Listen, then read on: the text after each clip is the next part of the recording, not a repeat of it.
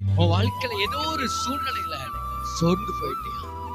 உண்மையாகவே வாழ்க்கையில எவ்வளவு சம்பாதித்தாலும், எத்தனை தான் சம்பாதித்தாலும் எனக்கு பத்தல, தரித்திரம், ஏதோ ஒரு சூழ்நிலை உன் வாழ்க்கையில சோர்ந்து போன ஒரு சூழ்நிலை இன்னைக்கு நீ அமர்ந்து கொண்டிருக்கலாம். நான் சொல்லுகிறேன், அந்த தேவனுடைய பிள்ளையே, ஆண்டவராகிய கர்த்தர் உன் வாழ்க்கையில் இருக்கிற குறைவுகளை ஆண்டவர் நிறைவாக்குவார்.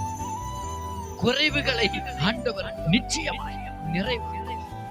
இதெல்லாம் நீ குறைவோடு இருக்கிற, இதெல்லாம் நீ குறைவோடு இன்னைக்கு நீ வாழ்ந்து கொண்டிருக்கிற, கர்த்தருடைய வார்த்தை சொல்லுது. சங்கீதம் 126 வாசித்து பார்க்கும்போது, எனக்கு ஒத்தாசு வரும் பர்வதங்களுக்கு நேராக கண்களை ஏறெடுத்து மரத்திலிருந்து நிச்சயமாய் உனக்கு ஒத்தாசு வரும்.